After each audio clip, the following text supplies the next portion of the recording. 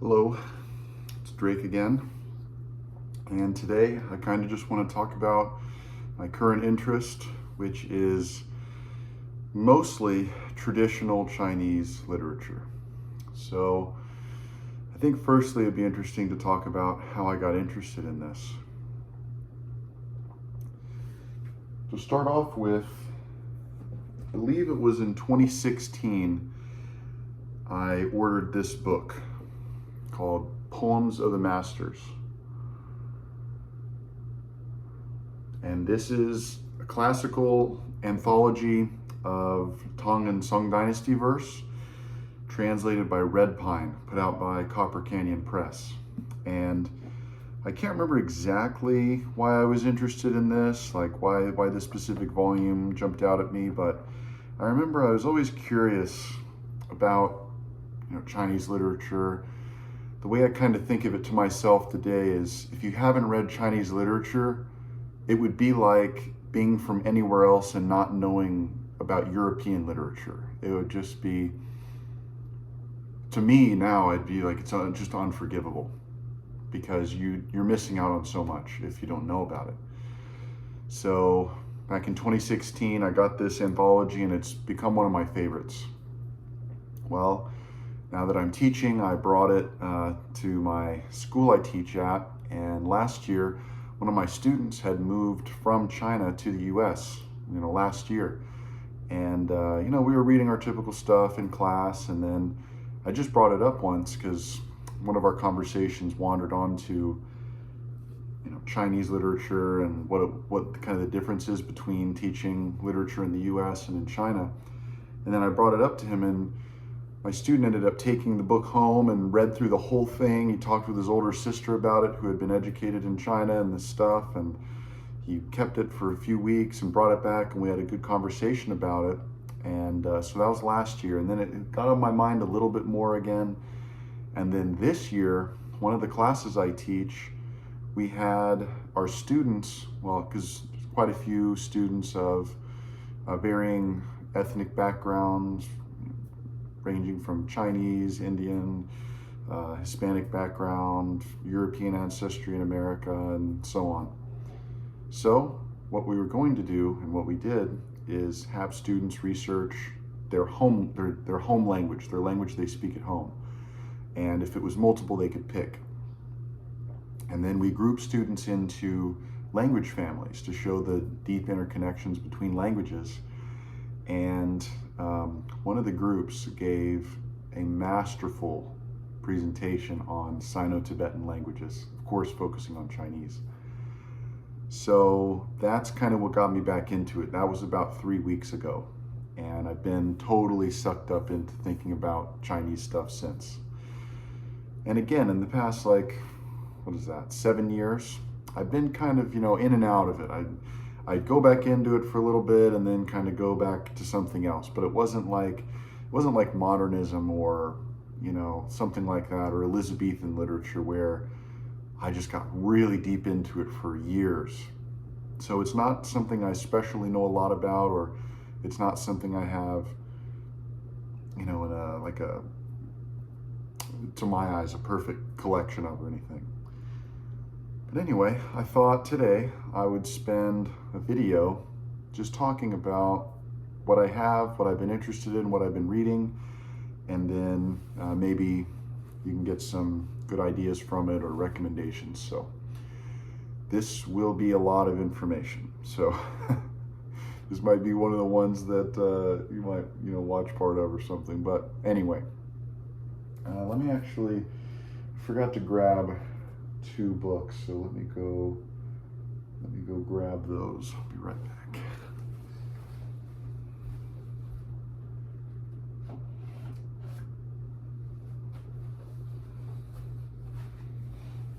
All right, 2 more of my books that I've been looking at. So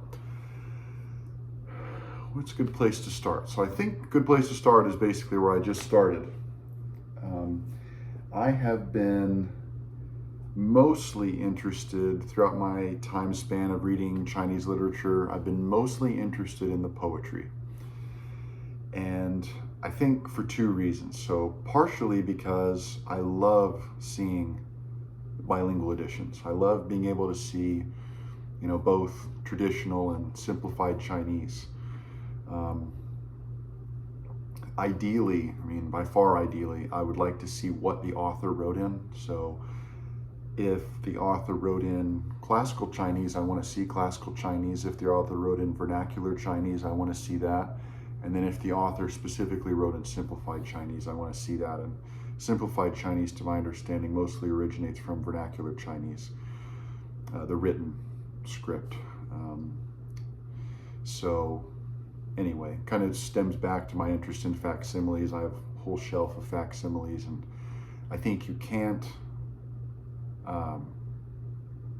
if a facsimile is available, I can't think of a single reason why you wouldn't want to read from it.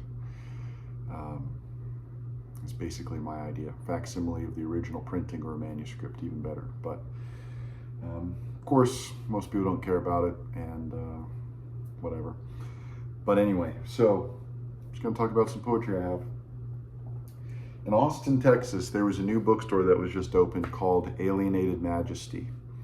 So if you are in Austin, Texas at all, like if you're, honestly, even if you're in Houston, San Antonio, Dallas, it's probably worth driving down and seeing this bookstore. It is by far the best bookstore I've seen that's not a used bookstore with, you know, antiquarian books and so on. It's a new bookstore. It has a free library in the back. It's on 29th Street. Yeah, it is amazing. Both times I've gone, I got a bunch of Chinese stuff when I went, but amazing stuff. Anyway, so some of this that I'm about to talk about originates from that bookstore. So firstly, let me talk about the poets that wrote in the Tang Dynasty. All right. Many of these, if not all, no, all of them have at least one poem in that Poems of the Masters. So you can see there, if you want to pause it, you can look at them closely. But I'm just going to quickly go through them and talk about my impressions, what I like about the book. So the first one here, and I'm going to do my best to say the names. I've been working on my pronunciation, but of course the issue is most modern pronunciations are, you know, Beijing Mandarin Chinese, spoken Chinese dialect. So even if you're saying the name right today, the name would have been said completely differently when these poems were written. And I want to get a book on Middle Chinese phonology, but you know, most interesting things are priced out of my wage range, so I have to save up for it. But anyway, this first one, Shangyin, poet from the late Tang Dynasty, and was kind of known as almost a decadent figure in a way, from what I gather, because he was known as a love poet, the best love poet of the time, and the Tang Dynasty is kind of considered the golden age of Chinese art. Han Dynasty, I've also seen that called the golden age, but from what I've seen, the poetry from the Han Dynasty doesn't compare in the slightest to what the Tang Dynasty was able to accomplish. And then the Song Dynasty is kind of like a silver age compared to the Tang Dynasty. Still amazing stuff, but just the amount of quality stuff coming out of the Tang Dynasty is just unreal. Really, there's, apart from ancient Rome, apart from the kind of Renaissance / Elizabethan period, and then modernism, I can't think of a single time that compares to the Tang Dynasty China, which is like ballparking it from 680 to 980, I think, in that time period. But Li Shangyin also has a book that's put out by New Directions, a chapbook called Derangements of My Contemporaries, which I have somewhere. I misplaced it apparently, but it is hilarious. It's one of their $10 chapbooks. It's just, I don't know, 30, 40 pages, but it's exactly what the name implies. It's just a list in poem form, various poems of different derangements of my contemporaries. So one of them might be, you know, social faux pas, and then he just lists out all the things that people did in his time that you know, you're embarrassed to even see it, let alone if you did it yourself. And one thing I like most about Li Shangyin is I like most just the contrasting imagery that he uses. Let me see if I can find a quick good example.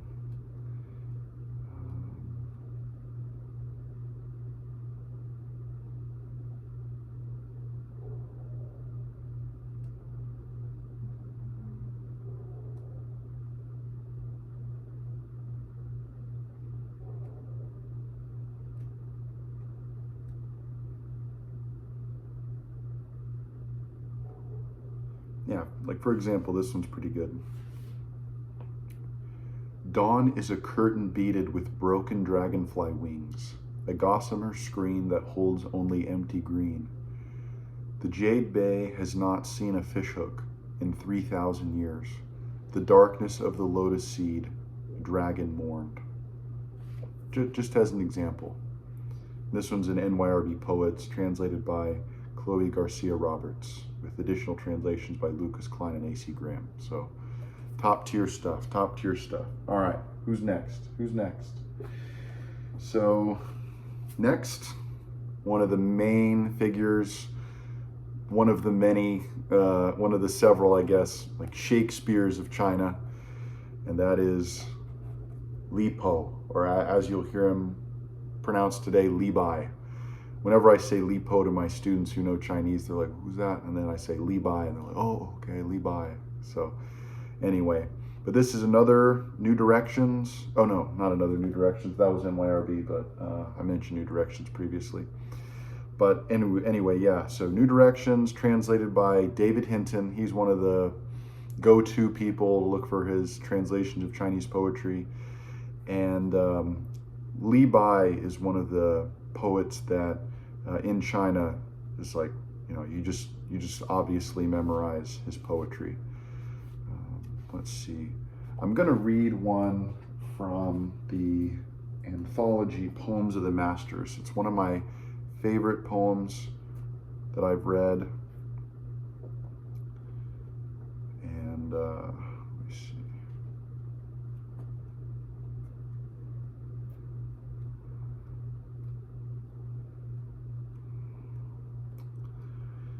It's one that I just happened to find as I was reading through,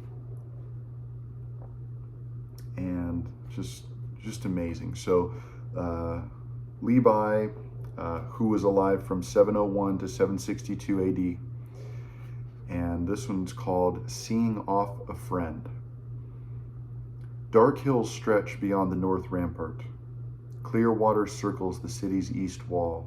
From this place where farewell begins, a tumbleweed leaves on a 1,000-mile journey.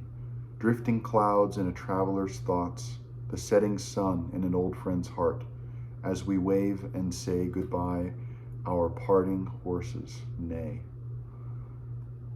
Just amazing, you know. Just the layering of, you know, people saying goodbye and then the horses saying goodbye too. They just know what's going on. It's just perfect. And then this one is one of my absolute favorites. And this is the one that is memorized by all students, apparently, in Chinese schools. It's just called Thoughts on a Quiet Night. Before my bed, the light is so bright, it looks like a layer of frost. Lifting my head, I gaze at the moon. Lying back down, I think of home. And then when I was reading this poem, it reminded me of a haiku by Basho. Even in Kyoto, hearing the cuckoo's cry, I long for Kyoto.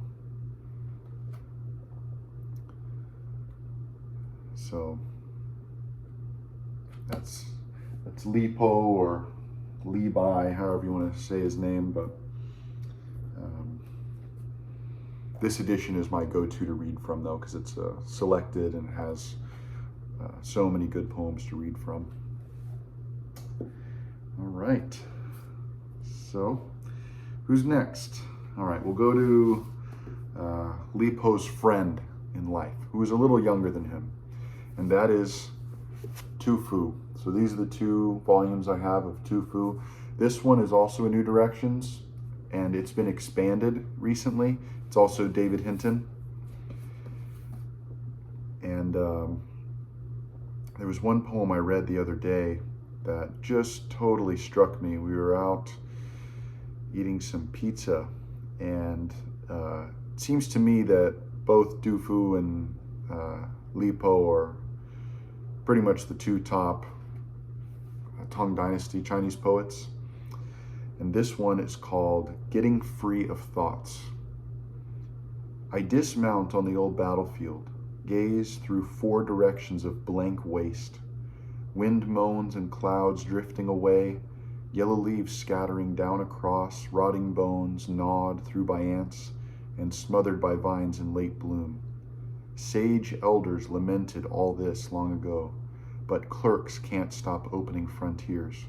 So those enemies and us win and lose by turns, and borders shift, then shift again. Where's a general so masterful our soldiers can sleep their days away? Isn't that just amazing? Title, Getting Free of Thoughts, and then where is a general so masterful our soldiers can sleep their days away? I think we're trying to find that general now. But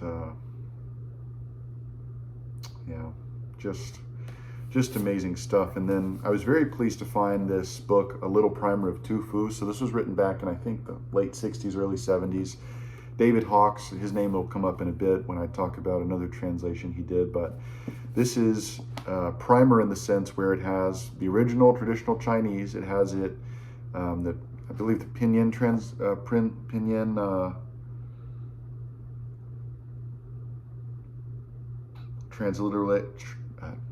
transliteration, so you can read it aloud, and then it has really in-depth annotations to each poem. So both excellent editions of Tu Fu. All right, and who's next? We got to do, it's kind of the third in the trilogy of the best Tang Dynasty poets. We have Wang Wei. I really like this edition here. Another David Hinton, published by New Directions. And Wang Wei is interesting because, if I remember correctly, Li Po and Tu Fu, they both came from well-off families, but they weren't especially involved in the politics of the time. They were to a degree, but nothing to a significant degree. But if I remember correctly, Wang Wei was kind of more involved in politics, and then as that kind of fizzled out later in life, he was mostly focusing on writing poetry, wandering around, going to monasteries and things. But I don't have a specific Wang Wei poem to read, but Wang Wei would be the third part of the trilogy for the best Tang Dynasty poets, I think is fair to say. And they were all alive around the same time. Wang Wei was also 701 to 761, so almost exactly overlapping with Li Po. Tu Fu was a little bit later, I think. Was it 712 to 770? Yeah, so very similar in there. 2 more Tang Dynasty poets to finish off our golden age. Li He, I think is how you'd say his name. And this one has a preface by Paul Rauser, and he's another name that'll come up. You'll see there's like this gang of Chinese scholars that are carrying all of us to this undiscovered land of amazing stuff. And as it says on the back here, Li He is the bad boy poet of the late Tang Dynasty. So he would fit well with Li Shangyin. And that's another Calligrams. This is published by NYRB in coordination with the Chinese University of Hong Kong, which puts out some amazing stuff too. All right, and then one that is not talked about enough in like English language sources, because I hadn't heard his name apart from the fact that Red Pine translated this poetry, and that is Wei Ying-wu. And the title is In Such Hard Times. One of his poems is just breathtaking, honestly. This one is called Asking to Resign as Deputy Magistrate of Luoyang. And Luoyang was like a huge capital city of the time. It was a capital, if I remember correctly, in the Han Dynasty. And then by the Tang Dynasty, the capital had changed to Chang'an, which now is Xi'an, kind of in central China. Luoyang, if I remember correctly, is a little bit east, both on major rivers. But this was written in 766 AD. And just compare that to, scholars think Beowulf was composed, the dates vary, but what I've seen is roughly between 800 AD to 1000 AD. So think, in Northern Europe around the same time, we're getting Beowulf, we're getting the Seafarer, the Wanderer, those kind of poems. And then we have this in China. A square hole doesn't work with round pegs. A straight board can't serve as a wheel. Materials all have their uses. Denying our nature only makes us bitter. Bending at the waist isn't my kind of job. Surviving on soup isn't my kind of thrift. I'm retiring from life in a meaningless haul. I'll nurse my ills beyond the dust and noise. Fishes swim free but still form schools. Wild birds too form flocks. I'll be on Tu-ling in the family garden, perfumed by thoughts of 1,000 years. Or on Sung-shan, when the sky first clears, or between the two rivers after a spring snow. The flowering trees aren't yet in bloom, but new plants appear every day. Why should I keep filling out ledgers when I could be plowing those eastern fields? Just unreal, just unreal. One of the lines I love so much. I'll be on Tu-ling in the family garden, perfumed by thoughts of 1,000 years. Which this poem is, it's that perfume as well. It's thoughts of 1,000 years. But Wei Ying-wu was also heavily involved in politics, and then, as we see, kept getting out of politics and then being dragged back in, and leaving politics and being dragged back in. But so if you want to look at the title there, just excellent. And of course, Red Pine is the same translator as the Poems of the Masters that I mentioned earlier.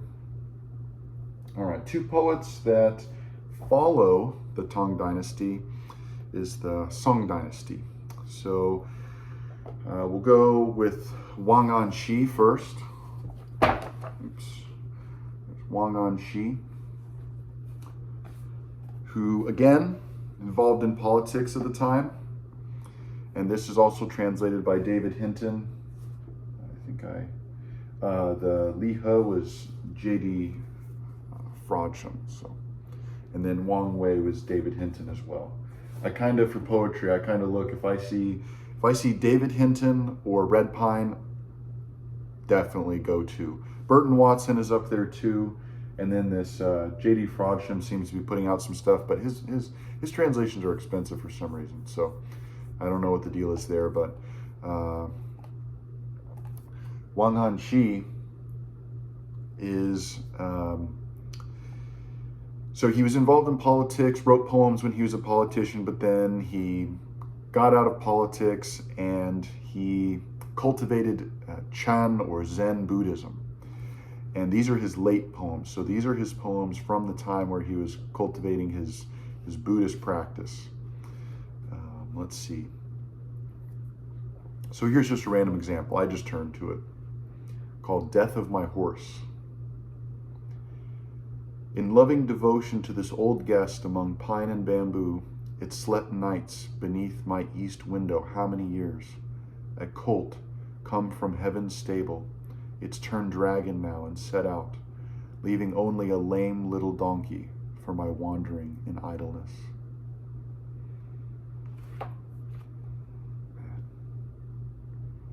This is another New Directions, as you can see there, maybe. But just amazing stuff. And then lastly, this poet has two names. So you'll find many Chinese authors have two names. They have maybe their birth name, and then they have a kind of a pen name where they choose something that has some significance to them. So this is Tung-po, but he also goes by Chu-i, or as one of my students let me know, this Beijing dialect of Su-shi. You have this kind of R sound at the end of a lot of Beijing dialects, speaking Mandarin dialect. So, but anyway, Tung-po is Chu-i, considered the best poet of the Song Dynasty, one of the most famous poets in Chinese literature. And I haven't been reading him too much lately. Let's see.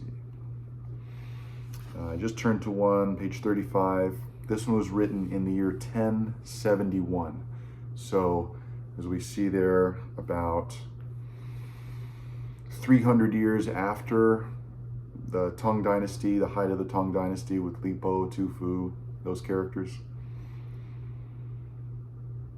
And Chu-i was also known for his travel writings, which I don't think really have been translated, at least in an individual volume in English. But this one is called I Travel Day and Night. Past the place where Ying River enters Huai, and for the first time saw the mountains along the Huai. Today we reached Chu. I traveled day and night toward the Yangtze and the sea. Maple leaves, reed flowers, fall has endless sights. On the broad Huai, I can't tell if the sky is near or far. Green hills keep rising and falling with the boat. Chu, already I see the white stone pagoda. Those short oars haven't brought us round Yellowgrass Hill. Waves calm, wind mild, I look for the landing. My friends have stood a long time in twilight mist.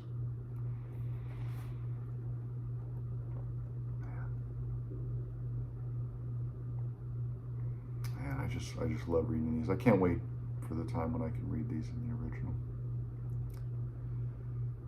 But yeah, so that's shiny cover. This is Burton Watson. He's another good translator. Burton Watson, who incidentally, won't talk about this one too long, so I haven't read it too closely yet, but this is also the Calligrams by NYRB and Chinese University of Hong Kong. This is an edition that focuses on Chinese rhyme prose, which was most commonly written during, before and then during the Han Dynasty. So 2nd century BC to 6th century AD. So Han Dynasty is like 2nd century BC to 2nd century AD, and then afterwards. So I guess I got it backwards, but anyway, it was described as Whitman-esque. So I was like, all right, well, we'll read some Chinese Whitman poems. Why not? So anyway, that's kind of a little addition there. So what am I going to talk about next? I guess we'll stay in the poetry realm to finish off to more contemporary poetry. So if you're more curious about Chinese contemporary poetry, I can recommend two books. So firstly, a book that somehow I misplaced. I don't remember if I left it in my classroom or what, but it's called Pea Poems by Lao Yang. And Pea Poems is a book that I left in my classroom last year, and it got to be kind of like almost a running joke, but some of my students, I would leave it on my desk kind of provocatively on the top of a stack, and students would come over. It has like yellow splotches all over it when they read Pea Poems. My students were like, what do you have? You know, they freak out. But so we got to this running joke almost as organically formed of the Pea Poem of the day. So one student would come up to the desk and just read it out loud to anyone around the desk, and that was our Pea Poem of the day. And so that was really fun. But I don't have it with me, but it's excellent. Just got put out recently, so Pea Poems by Lao Yang. Lao space Yang. But a new book I got just the other day from Alienated Majesty is this book here called Bloom by Shi Chuan, translated by Lucas Klein, who was one of the translators for Li Shangyin. And this book of poetry is interesting because along with having poetry, it has an interview with Shi Chuan. At the end, he was apparently interviewed by, seems kind of like a, like a literary kind of intelligent figure, maybe. Who would be a good example? I don't know. Just one of these characters that's like moderately cultured. Maybe think of a Charlie Rose or something like that. William Buckley, or who knows, a character like that. Apparently this interview was viewed like 70 million times.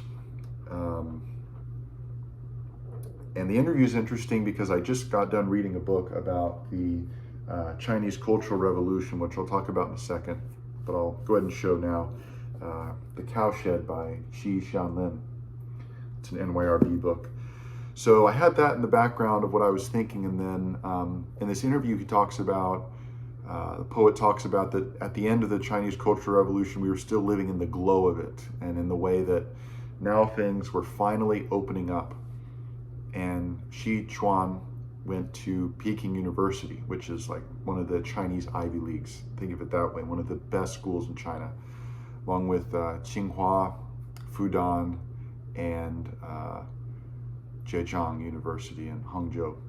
As far as I know, those are like the top 4 or something. But anyway, the interviewer asked Shi Chuan, "Oh, did you think you were better than everybody when you got there?" And then, of course, he says, "No, I didn't think that. My first thought was, wow, what a beautiful campus." And then my second thought was, where's the library? I want to go to the library. And then he mentions how the first book, well, he looks at 2 books, but one of the 2 books he checks out from the library is the Christian Bible, which was a banned book. And he was just so curious about what it was like, and he read the Bible, And I just thought that was fascinating. What would it feel like? Chinese person born in the, I don't know, I think the late 60s, early 70s, let's say 1963, born in 1963.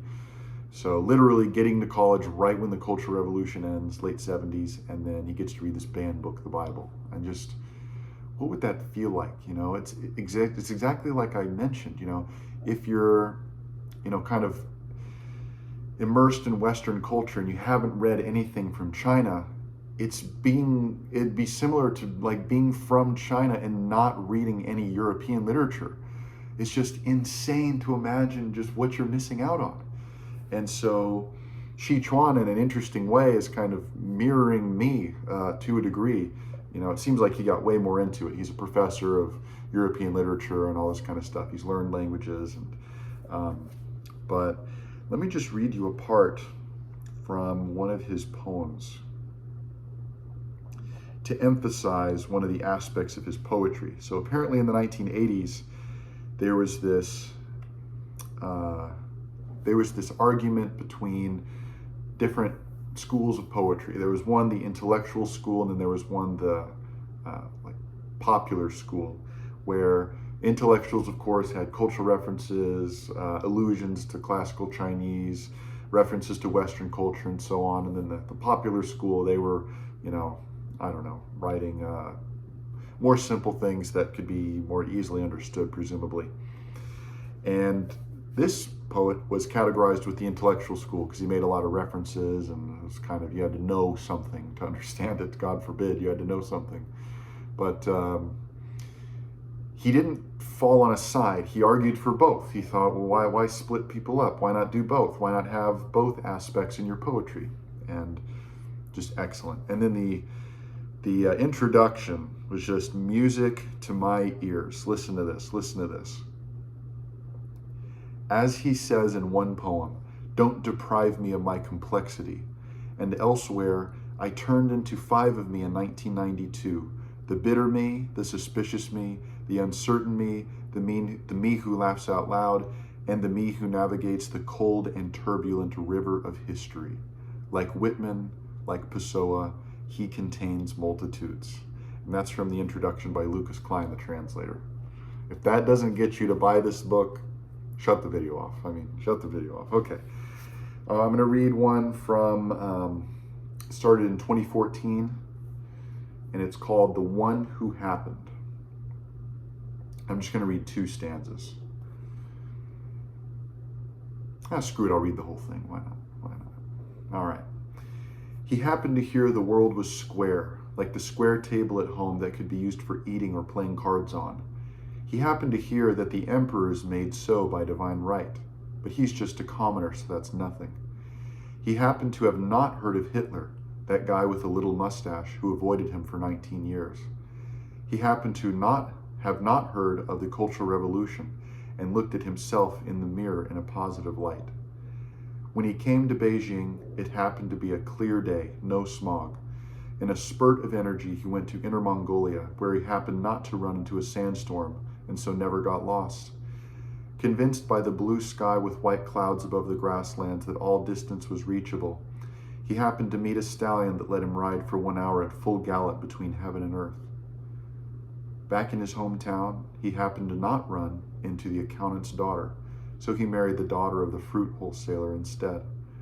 On the street, he happened to avoid a car crash, and it was great that life could go on. He learned how to bray just like a donkey, and was so happy he didn't notice it was a donkey braying in Chinese. He happened to be born Chinese, happened to read Dream of the Red Chamber, not Gargantua and Pantagruel. He happened to know poplars and willows, not the Paulownia tree. He happened to find a wallet 3 times, but if there were a 4th time, would it still be that he happened to? He happened not to know the rich connotations of the word second, and though his neighbors know, they're not telling him. He has experienced a second-rate happiness, and happened to be encouraged by the spring breeze. Just excellent, just excellent. And that's exactly what I was talking about. He happened to be born Chinese, so he read Dream of the Red Chamber and not Gargantua and Pantagruel. He happened to be born in the U.S., and so didn't know anything about Chinese literature. But this book here, Ji Xianlin, The Cowshed, NYRB classic, just amazing. I had no idea about the intricacies of the Cultural Revolution. So long story short, Ji Xianlin grew up poor, peasant in the middle of nowhere in China. His uncle got out, educated himself, and then realized Ji Xianlin was a good student, so got him to the city, got him educated. Ji Xianlin studied Sanskrit, was in Germany during World War II with Nazis and stuff, and was thinking to himself, oh, of course this happens to the German people. This would never happen to Chinese people.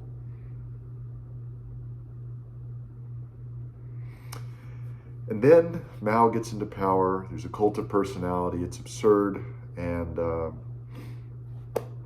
Cultural Revolution happens. And as far as I understand it, this was the first book that was published by an official press that dealt specifically with the embarrassment of the Cultural Revolution. And then Deng Xiaoping, kind of opened things up. And that's actually what Xi Chuan talks about as well. But it's just unreal, the suffering this guy went through and was able to talk about it. And it was just such an enlightening book. If you don't know much about Chinese history of the 20th century, 100% recommendation. I read this in a weekend. I couldn't put it down. Just amazing. Just amazing. I might make a specific video. This is just supposed to be kind of like a surface level, just, here's a bunch of amazing stuff. And then I might make specific videos. If in the comments, this would be a good time to mention. If you're curious about any of these, let me know. I can talk about any of these. And then another book I want to read in connection is Tombstone, The Great Chinese Famine, 1958 to 1962, where shockingly, an estimated 36 million Chinese people died of famine. That is comparable to the whole state of Texas dying of famine, like the population of Texas. just unreal, just unreal. But I wanted to read this so I was more aware of Chinese history and learn from our mistakes. Learn from our mistakes. All right, what next? What next? I'm going to do a quick run through of foundational Chinese texts, and we will start with the Dao De Jing, which is published in this nice University of California Masterworks of World Literature series. And this is one of the foundational book of Taoism. I also have Zhuangzi, a new translation of the sayings of Master Zhuang as interpreted by Guoxiang. Trying my best. And this one's the Columbia University Press version, where it's the book of Cheng Su is also how it's translated, Zhuangzi. But it also has interspersed annotations by an early scholar and commentator on the book. So even more than just the book itself, it has an early commentator. So excellent. I also have to educate myself in Confucius. So I got the easy to come by Penguin, and then early commentator of Confucius, Mencius. And those are good. Confucius is just classic wisdom.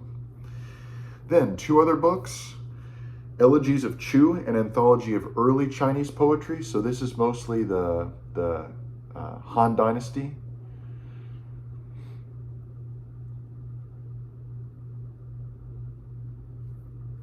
And then the Classic of Mountains and Seas,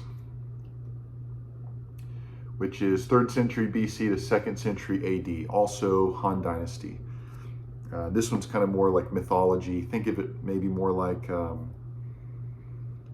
what would be a good example? Like Library of Mythology, or kind of like Ovid's Metamorphoses. It's not like an epic poem in that way, but it's like, just all sorts of mythological figures that are important for Chinese culture.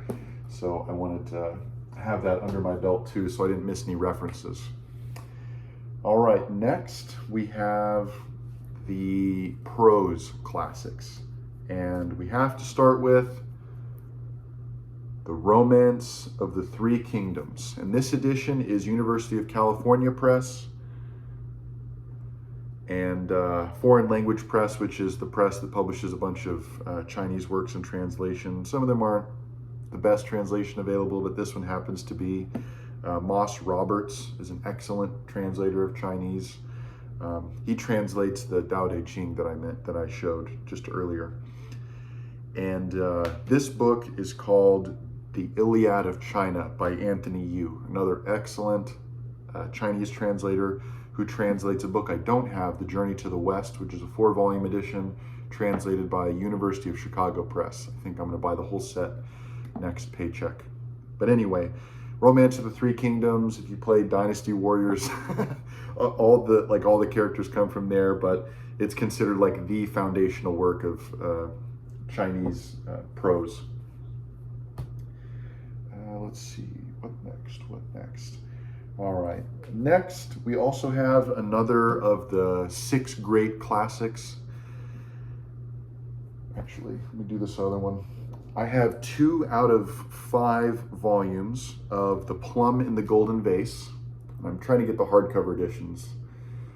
They're kind of expensive as you go, but anyway, Plum in the Golden Vase, contemporary with Shakespeare, and as far as I gather, it's kind of like a romance in the sense of like erotic novel, but the description on the back, and I think Stephen Moore even mentions it in his history of the novel. He does mention it, I remember distinctly. But a work of comparable sophistication didn't show up in literature other than Tale of Genji and Cervantes' Don Quixote. And then afterwards, of course, we have comparable works. But so I'm finishing that series. I want to get all the volumes, and then I'll read through it in full then. Another one of the 6 great classics, normally you hear of 4, that would be Romance of the Three Kingdoms, Outlaws on the Marsh, which I also don't have, Journey to the West, translated by Anthony Yu, and then Dream of the Red Chamber by Cao Cui-jin, which I'm working on my pronunciation. Add two more, you have Plum and the Golden Vase and The Scholars, which is a satire on the Confucian civil service system, where, as today, China is a very scholarly country. The Cultural Revolution, they tried to blow themselves up, but it's been baked into the culture. So, which I really like. That's one thing I really like about Chinese culture is they really respect scholarship. Same thing with classical, like traditional Indian culture as well, but along with European culture, Mayan culture, and so on, Arabic. But The Scholars, a very interesting book. It's published by Columbia as well.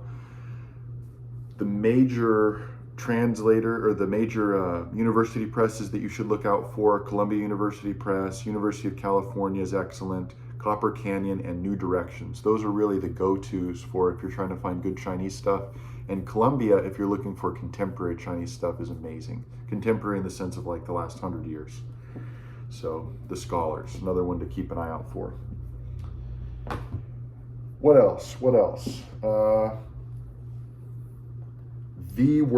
The prose work, apart from maybe Romance of Three Kingdoms, Story of the Stone by, let me hold up the first, Cao Cui-jin. I'm trying to work on my pronunciation. It's also Story of the Stone or Dream of the Red Chambers, Dream of the Red Mansions. It's all the same. They're just different titles that were suggested by different editors or annotators of the book early on. But this is one that has spurred Redology, which is kind of like, if there was a field where you only studied Shakespeare and it was called like, Shakespeareology or something, that's Redology. You're studying the Story of the Stone. And they didn't actually find out that Cao Cui-jin was the true author until the 20th century. At least it wasn't like totally nailed down that was true until then. And it was kind of like a note written by Red Inkstone, one of the first annotators who they think was involved with Cao Cui-jin as a family friend or a close confidant of what he wanted his work to look like. But this book, let me quickly go through the dates too. So I've already mentioned Han Dynasty, which is 200 BC to 200 AD. Then you have a gap, kind of turbulent era.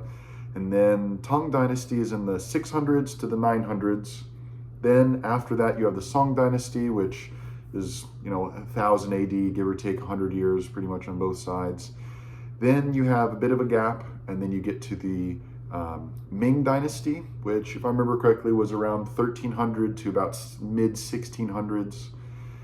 And Romance of the Three Kingdoms is Ming Dynasty, Outlaws on the Marsh, and then also Journey to the West are all Ming Dynasty. And then The Scholars is, wherever I put it, The Scholars, also Plum and the Golden Vases, late Ming Dynasty. The Scholars, on the other hand, is Qing Dynasty, which follows directly after Ming Dynasty. Qing Dynasty was, it's important for Chinese people, I guess, that it was, the Ming Dynasty was the last Han ethnicity dynasty, and then the Qing Dynasty was a Manchu dynasty from the north. Story of the Stone was written in the mid-1700s, finished in 1763, because that's when the author died, so it had to be done. And then the first 80 chapters were by the author, and then the additional 40 chapters were written by Gao E, or I don't know, I'm saying that wrong, it doesn't sound right. But anyway, the additional 40 chapters were finished, and then it was first published outside of manuscripts in the 1790s. So think when the American Revolution is happening, this book is being written. Just unreal to imagine the kind of clash of cultures that was going on. Imagine there was some kind of maybe James Madison level intellect who like just accidentally goes to China, learns classical Chinese, and like in the year 1795 is like reading this. You know, it's just, wouldn't that be an amazing novel to read if you could read something like that?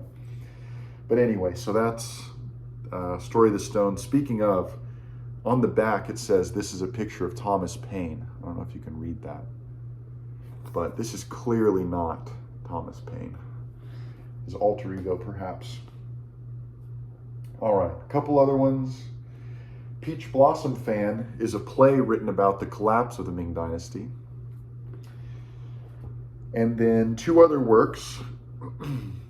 Pu Songling, written again kind of in the transition period between Ming and Qing Dynasty. This is considered the greatest prose work in classical Chinese because the Story of the Stone is written in vernacular Chinese, which was kind of like a more common way of writing. This was, Pu Songling was classical Chinese, like ranging back to the Han Dynasty, you know, like literary classical Chinese. And it's kind of like a short story collection, tales. Also, 6 Records of a Life Adrift by Shen Fu was in the Qing Dynasty, kind of a lower gentry, so not crazy wealthy, but not totally at the bottom. And this is basically a story of his wife dying and how he dealt with it. It's just unreal that you can read something at that time. I think it was in the 1700s as well, late 1700s, does it say? So born 1763, so that would mean maybe around 1800. It's just unreal. It's just unreal. You know, you don't have anything comparable in Europe at the time. You don't have anything comparable. So 6 Records of a Life Adrift, translated by Graham Sanders and published by Hackett. Kind of speeding through now. I want to mention the translator, though, of the Story of the Stone. That is where I was going to go back to David Hawkes. So David Hawkes translated the Story of the Stone. That was who wrote the primer of Tu Fu. And then, as far as I understand it, he died before he was able to totally finish the final 40 chapters. So then John Minford, another major sinologist, finished that translation. So, and John Minford translates Pu Songling, Strange Tales from a Chinese Studio. It all comes together eventually. All right, I just have 3 more books. So what do I have left? I have contemporary Chinese prose, meaning the last 100 years. Well, what do I have first? This is a book from 1890. I've seen 1892 and 1894, so I don't know the specifics, maybe 1894, because that's what this book says. But you might recognize the cover. This is actually the original that there's a movie by the director whose name I don't want to butcher, so I'm just not going to say it. But the movie Flowers of Shanghai is based on this book. And this book, The Sing-Song Girls of Shanghai, was written in the Wu dialect, which is a dialect spoken by about 80 million people in China today, so about the population of France.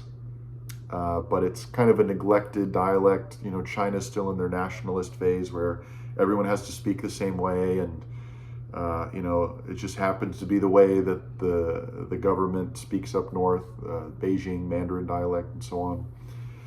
So the Wu dialect is somewhat neglected. Most people couldn't pick up the original. So Eileen Chang, whose name might sound familiar from NYRB, publishes some of her books, translated it into contemporary Chinese Mandarin so that it was widely available to be read. And then it just blew up and became famous. But the Sing-Song Girls, what's interesting about this culture and why the movie was made and so on, is that the Sing-Song Girls were prostitutes, but they were expected to be classically educated, basically. So be able to recite poetry and, you know, instruments and all this kind of thing. So just fascinating culture. Then we also have what's considered the best novel of the 20th century in China, I gather, is Fortress Besieged, written by Qian Zhongshu, and this one is a New Directions classic, as you see there. I'm kind of running out of time, so I just kind of have to blast through these. Lastly is the most recent work of Chinese prose that I've been interested in, and that's Wang Xiaobo. This one's a trilogy published by Sunni Press, and then also The Golden Age, which is one of the books in this one. But oddly enough, you know, it's bigger. But just recently, there was an edition of his essays published, Wang Xiaobo.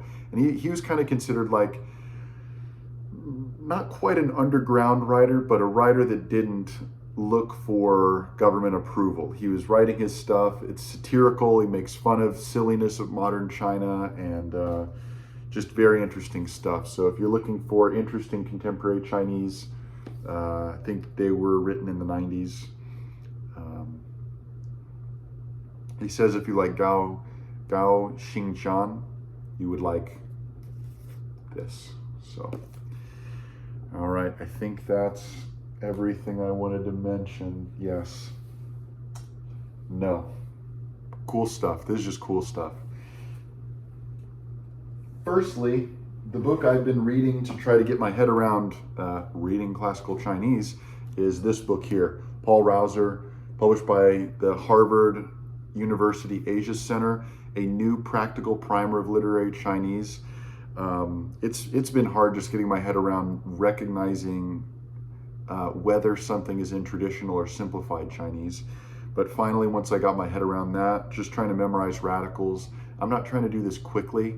So the way I look at it, if by the time I'm 60, I can read traditional Chinese and Sanskrit to some degree, fine.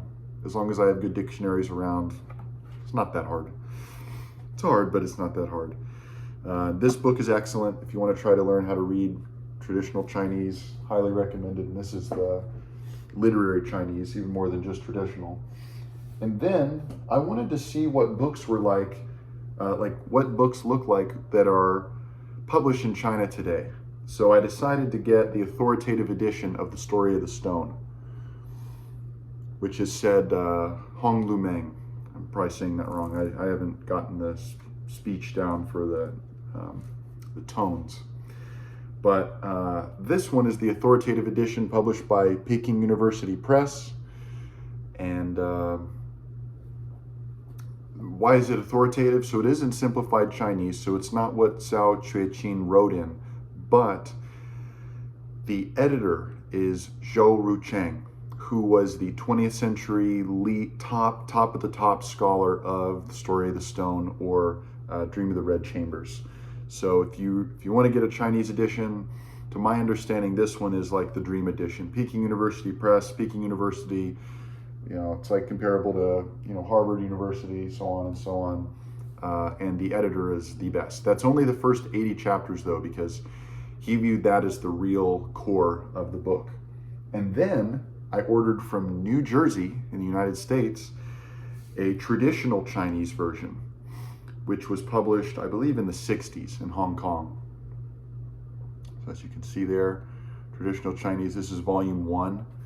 And the interesting thing about traditional Chinese books, of course, they're printed, you know, backwards from a Western perspective. This one is printed the same as a Western book, where the binding is on the left-hand side.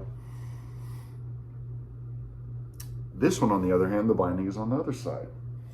And you read it that way. So kind of like, you know, Japanese manga or whatever, if you're familiar with that. And then it's written up and down. The simplified is written side by side, like a Western book would be. So oddly enough, I got my traditional Chinese version from New Jersey in the United States for $15. Shout out to Skype on guy in the Discord who helped me distinguish specifically between traditional and simplified Chinese, because I didn't want to end up with, like, you know, 2 simplified Chinese versions or whatever. All right, so if you have any questions about any of this, let me know. If you have any suggestions, the Hong Kong Chinese University of Hong Kong has an excellent edition of Outlaws in the Marsh, and then Journey to the West, Anthony Yu. All right, hope you enjoyed Death is a Gang Boss.